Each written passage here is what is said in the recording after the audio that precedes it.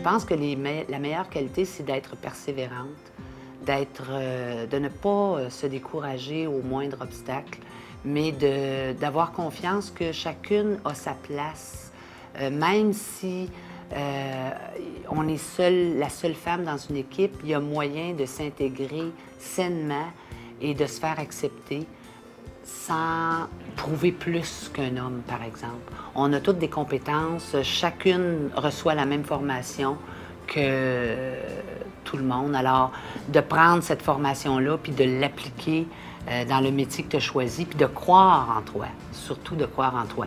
Je ne veux pas donner raison à ceux qui me demandent d'abandonner ce que j'ai choisi, ce que j'ai passé toute ma vie entière à faire pour aller m'installer dans d'autres domaines parce que les filles ont plus de chances d'avoir du travail dans ce domaine. Je ne veux pas leur donner raison et je tiens à continuer mon combat dans ce domaine-là.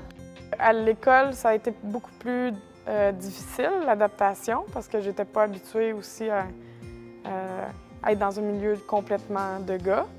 Mais à la caserne ici, quand je suis entrée, les gars du service d'incendie de Gatineau m'ont super bien intégrée, puis ils sont professionnels. On est respectés, bien respectés, mais il faut qu'on parle le même langage qu'eux. Nous autres, on n'essaie pas de prouver qu'on est meilleur qu'eux autres parce qu'on est des femmes.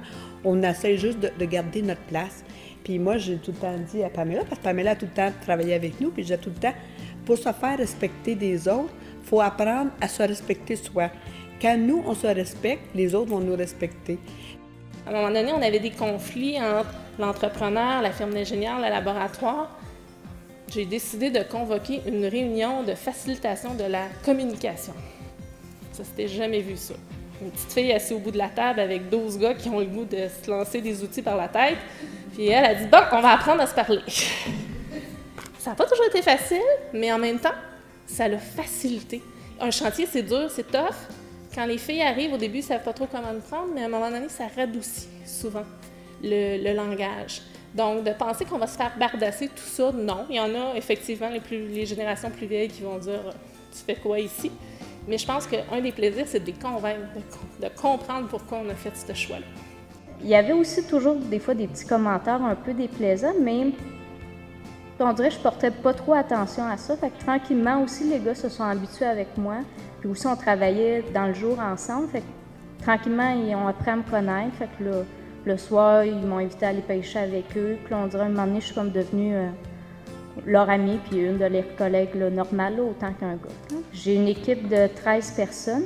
J'ai 12 hommes, une femme qui travaillent dans mon équipe. Je dirais, les hommes, la moyenne d'âge, c'est à peu près 45 ans. Puis là, c'était vraiment la première fois que je me retrouvais comme supérieure immédiat des gens. Fait que ça a été une autre... ça s'est très bien passé, mais c'est quand même un défi d'être supérieure d'un homme que ça fait, mettons... il y en a que ça fait 25 ans là, qui travaillent dans le bois. Moi, j'arrive, j'ai, mettons, 2 ans d'expérience dans le bois. C'est pas évident de dealer avec ça, mais tous les gars, ils ont été toujours très, très respectueux. Puis le fait que je sois une femme, ça n'a jamais rien changé. C'est sûr que des fois, il y a des petits commentaires, mais je pense qu'il faut vraiment pas se laisser influencer par ça, puis faire vraiment qu'est-ce qu'on aime, puis continuer là-dedans. Moi, je dis toujours aux femmes que si tu as choisi le métier que tu as choisi ou la profession que tu as choisie, si tu l'as choisi parce que tu aimes ça, que tu es passionné, tu vas être bonne et tu vas être reconnue. Je pense que la clé du succès, c'est la passion. Il faut choisir un métier, une profession, peu importe ce que c'est. Il faut que vous aimiez ce que vous faites. C'est primordial.